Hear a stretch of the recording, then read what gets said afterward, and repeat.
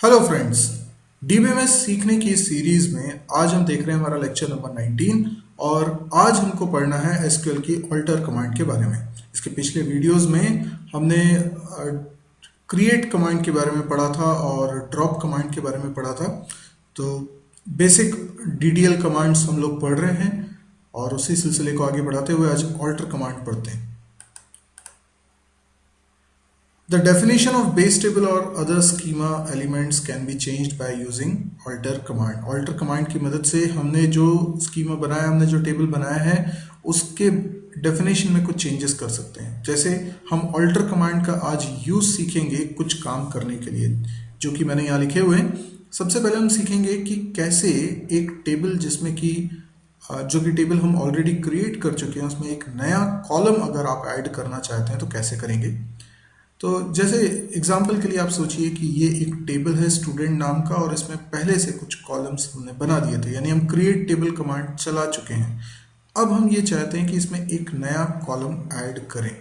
ठीक है, तो हो सकता है कि हमने टेबल के अंदर कुछ रिकॉर्ड्स ऑलरेडी इंसर्ट कर दिए हों, उसके बाद हम एक नया कॉलम इंट्रोड्यूस करना चाहते हैं, या फिर हो सकता है कि अभी टेबल में डेटा रखा नहीं है और हम कॉलम इंट्रोड्यूस करना चाहते हैं। तो दोनों सिचुएशन हो सकती है।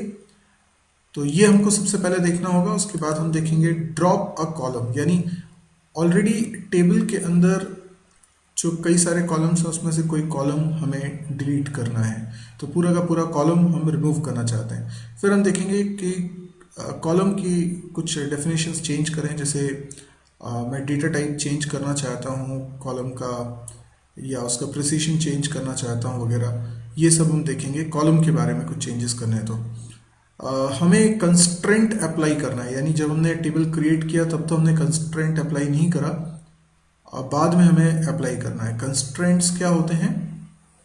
जैसे प्राइमरी की, फॉरेन की, या चेक कंस्ट्रेंट, या नॉट नल कंस्ट्रेंट, या यूनिक कंस्ट्रेंट। इनमें से कोई भी कंस्ट्रेंट हमको किसी कॉलम पर ऐड करना है या फिर हटाना है तो उसके लिए हमें कमांड्स देखनी है। इन सभी काम को करने के लिए हमें ऑल्टर कमांड की आवश्यकता होगी।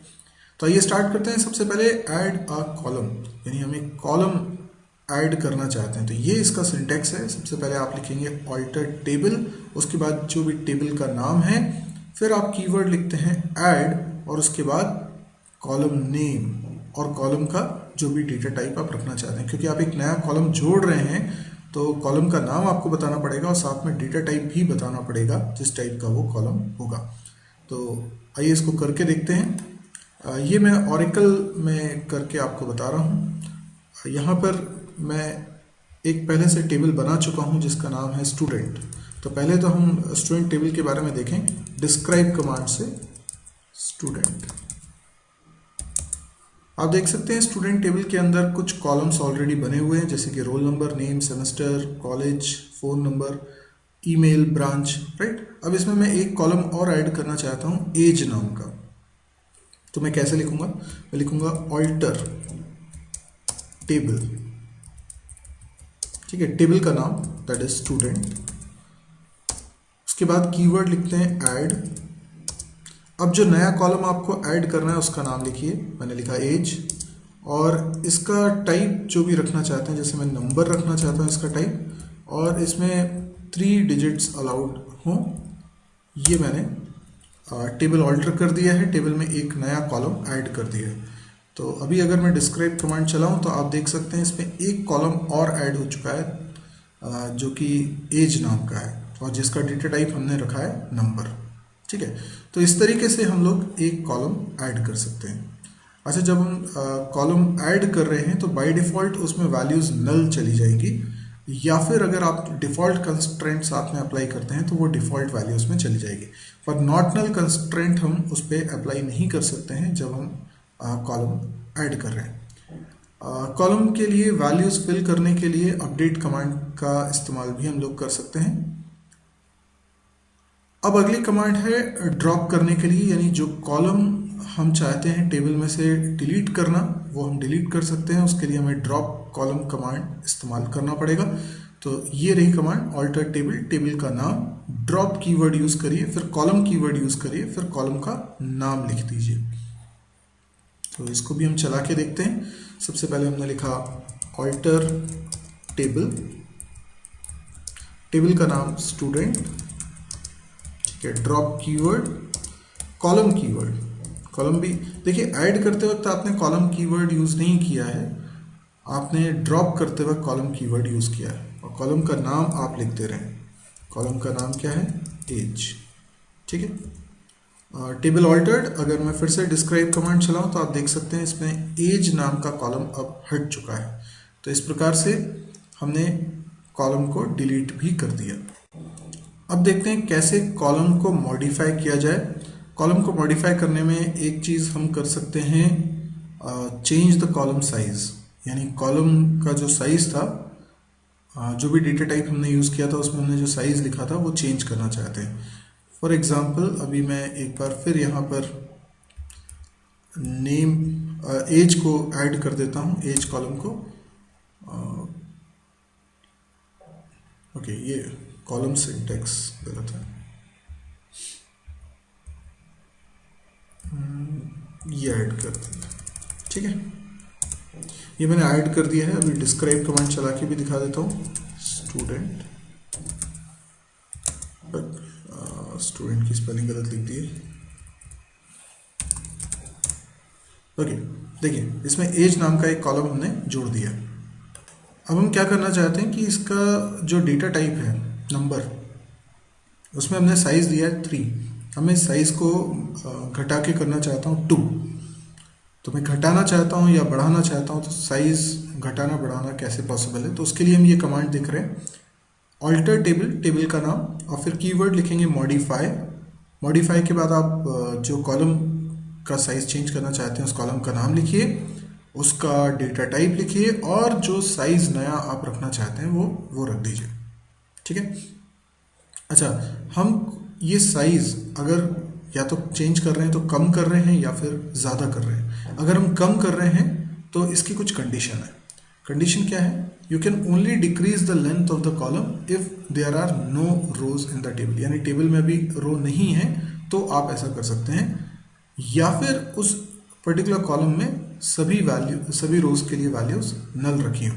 तो अगर सारी वैल्यूज नल होंगी उस पर्टिकुलर कॉलम के लिए तो भी हम डिक्रीज कर सकते हैं। तो फिलहाल अभी तो मैंने कोई डेटा इसमें रखा नहीं है, तो मैं इसमें इजीली ये काम कर सकता हूँ। तो मैंने लिखा ऑल्टर टेबल स्टूडेंट और फिर मॉडिफाई। मॉडिफाई के बाद कॉलम का नाम आपको लिखना होता है। तो कॉलम का नाम है एज और इसका डेटा टाइप है नंबर, पर इसका साइज में चेंज करके करना चाहता हूँ 2। तो आप देख सकते हैं टेबल ऑल्टर हो चुकी है, और डिस्क्राइब कमांड से आप इस चीज़ को देख भी सकते हैं। क्योंकि अभी मैंने टेबल में कोई भी डेटा नहीं रखा है इसलिए ऐसा करना पॉसिबल भी है, वरना आप साइज बढ़ा सकते हैं, घटा नहीं सकते। चेंज प्रिसीशन, कई बार ऐसा होता है कि आप प्रिसीशन चेंज करना चाहते हैं तो वो भी आप कर सकते हैं।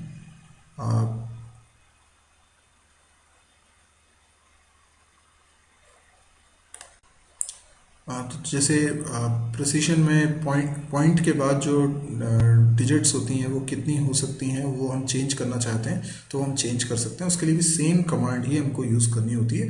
बस इसी बात का ध्यान रखना है कि ये सिर्फ न्यूमेरिक कॉलम्स पे अप्लाई होगी, यानी जिसमें नंबर्स होते हैं, जैसे आपने कहा कि फ्लोट टाइप के नंबर्स हैं उस पर अप्लाई हो जाएगी, लेकिन ये स्ट्रिंग पे अप्लाई नहीं होगी, डेट पे अप्लाई नहीं होगी, ठीक है ना।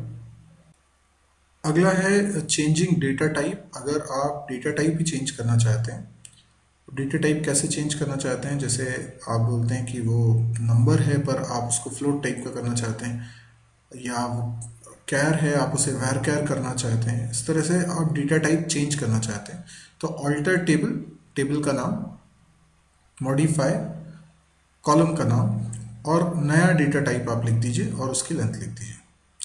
If the table is empty or the column contains null values, you can change the column to any data type. अगर उस कॉलम में कोई डेटा अभी आपने नहीं रखा है, मतलब कि नल वैल्यूज है, या टेबल में अभी कोई रोज इंसर्ट ही नहीं हुई है, तब तो आप इस कॉलम का डेटा टाइप कुछ भी बदल सकते हैं। यानी वो था नंबर, आपने उसे वैर कैर कर दिया, या वैर कैर था आपने उसे डेट कर दिया, टाइम कर दिया, कोई भी डेटा टाइप कर सकते हैं, कोई इशू नहीं है। प्रॉब्लम तो तब होती है जब उस टेबल में डेटा रखा हो, उस कॉलम के लिए डेटा रखा हो। तो डेटा अगर रखा होगा तो फिर वो कंपैटिबल टाइप में ही कन्वर्ट होगा। यानी आप ऐसा नहीं बोल सकते कि डेट को नंबर में कन्वर्ट कर दें, क्योंकि फिर वो जो उसके अंदर का डेटा रखा हुआ है वो कन्वर्ट नहीं हो पाएगा।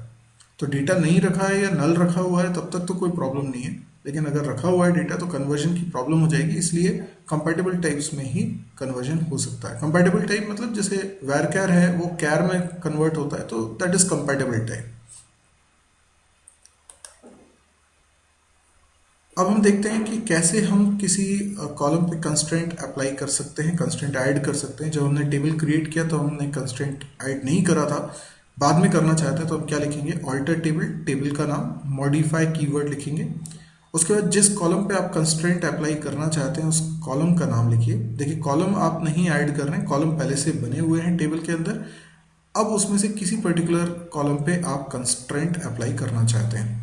जैसे यहाँ पर आपके पास बहुत सारे कॉलम्स हैं। अब मैं चाहता हूँ कि नेम के ऊपर मैं एक कंस्ट्रेंट अप्लाई कर दूँ, नॉट नल। तो मुझे क्या लिखना पड़ेगा, मुझे लिखना पड़ेगा सबसे पहले ऑल्टर टेबल, ऑल्टर टेबल। देखिए ऑल्टर टेबल तो सभी में हम लिख ही रहे हैं, स्टूडेंट। इसके बाद क्या लिखना होता है ये इंपॉर्टेंट है, मॉडिफाई। मॉडिफाई के बाद अब आप किसको मॉडिफाई करना चाहते हैं वो आपको बताना है, यानी कॉलम का नाम आपको बताना है। उसके बाद कंस्ट्रेंट कीवर्ड हम लोग लिखेंगे। कॉलम का नाम क्या है, नेम, और कंस्ट्रेंट कीवर्ड लिखें फिर कंस्ट्रेंट, ठीक है ना। कंस्ट्रेंट को आप कुछ नाम दे सकते हैं। तो जैसे मैं कुछ नाम देना चाहता हूं इस कंस्ट्रेंट को, नेम, कुछ भी, नेम, नेम कॉलम का नाम है ना, नेम नॉट नल, ठीक है ना। तो इस तरीके से मैंने कंस्ट्रेंट को कुछ नाम दे दिया और उसके बाद जो कंस्ट्रेंट अप्लाई करना चाहते हैं वो लिखेंगे, नॉट नल। ये कंस्ट्रेंट है। तो देखिए टेबल ऑल्टर हो चुका है, कंस्ट्रेंट अप्लाई हो चुका है। इस चीज़ को चेक करने के लिए हम डिस्क्राइब कमांड चलाते हैं। आप देख सकते हैं इस पर नॉट नल कंस्ट्रेंट लग चुका है। बस इसी तरीके से ये सारी कमांड्स हैं। आप नॉट नल की जगह लिख दीजिए प्राइमरी की या यूनिक। तो जो भी आपको कंस्ट्रेंट अप्लाई करना है इस तरीके से आप ऐड कर सकते हैं। अगर आपको फॉरेन की कंस्ट्रेंट अप्लाई करना है तो आप जानते हैं कि फॉरेन की के लिए वो एक दूसरे टेबल की प्राइमरी की को रिफर किया जाता है। तो हमें कैसे लिखना है, ऑल्टर टेबल, टेबल का नाम, ऐड कंस्ट्रेंट, ठीक है ना। यहाँ पे ऐड कंस्ट्रेंट हम यूज़ करते हैं फॉरेन की के लिए, और फिर कंस्ट्रेंट नेम लिख देते हैं, फॉरेन की लिखा, और जो भी जिस भी पर्टिकुलर कॉलम को आप फॉरेन की बनाना चाहते हैं उस कॉलम का नाम लिखिए। उसके बाद लिखिए कीवर्ड रेफरेंसेस, रेफर्ड टेबल का नाम लिखिए, यानी जिस टेबल में ये फॉरेन की प्राइमरी की रही होगी उस टेबल का नाम, और उसमें कौन से कॉलम को आप रेफर करना चाहते हैं वो आप लिखेंगे। तो इसमें तो प्राइमरी की और फॉरेन की का कॉन्सेप्ट आपको क्लियर होना चाहिए, तब आपको ये कमांड अच्छे से समझ में आएगी। इसके अलावा आप चेक कंस्ट्रेंट अप्लाई कर सकते हैं ऑल्टर टेबल कमांड से। इसमें लिखेंगे मॉडिफाई कंस्ट्रेंट, कंस्ट्रेंट का नाम, चेक, और जो भी कंडीशन आप लगाना चाहते हैं उस कॉलम पे वो कंडीशन आप लिख सकते हैं। ओके, ड्रॉप कंस्ट्रेंट, यानी कोई कंस्ट्रेंट हम बना चुके हैं उसको हमें हटाना है तो हम क्या लिखेंगे, ऑल्टर टेबल, टेबल का नाम, ड्रॉप कंस्ट्रेंट, कंस्ट्रेंट का नाम। तो लिखते हैं ऑल्टर टेबल, टेबल का नाम स्टूडेंट, ठीक है। अब इसमें लिखना मुझे ड्रॉप, है ना। ड्रॉप के बाद मुझे लिखना है कंस्ट्रेंट कीवर्ड और कंस्ट्रेंट का नाम, कंस्ट्रेंट कीवर्ड और कंस्ट्रेंट का नाम। कौन सा कंस्ट्रेंट है, तो हमने इसके लिए कंस्ट्रेंट रखा था नेम नॉट नल, तो नेम नॉट नल। देखिए फिर से ऑल्टर हो चुका है टेबल, और मैं डिस्क्राइब कमांड से देख सकता हूं कि अब उसमें नॉट नल कंस्ट्रेंट अप्लाइड नहीं है। तो इस तरीके से हमने आज ऑल्टर टेबल कमांड्स के बारे में पढ़ा। यदि आपको ये वीडियो पसंद आया है तो आप इसे लाइक कर सकते हैं। यदि आपको इस तरह के और वीडियोस देखने हैं तो आप इस चैनल को ज़रूर सब्सक्राइब करें, ताकि जब भी कोई नया वीडियो अपलोड करूं तो उसका नोटिफिकेशन आपके पास आ जाए। इसके अलावा आपको मैं बता देना चाहता हूं कि मेरे YouTube पे 1 से अधिक चैनल्स हैं और उन सब पे काफ़ी सारे वीडियोस अलग अलग लैंग्वेज को लेकर रखे हुए हैं। यानी कोई चैनल C++ के लिए डेडिकेटेड है तो कोई चैनल जावा के लिए डेडिकेटेड है। तो अगर आपने सारे YouTube चैनल्स मेरे नहीं देखे हैं तो कई सारे वीडियोस आप मिस कर रहे हैं। तो आप मेरी वेबसाइट को विजिट करें www.mysurgery.com। इस वेबसाइट पे आपको सारे वीडियोस के लिंक प्रॉपरली ऑर्गेनाइज्ड वे में मिल जाएंगे। आपको यहाँ पता चल जाएगा कौन कौन से YouTube चैनल्स मेरे चल रहे हैं। तो ये सारे चैनल्स के वीडियोस आपको, इनके लिंक्स इस साइट पर उपलब्ध होंगे।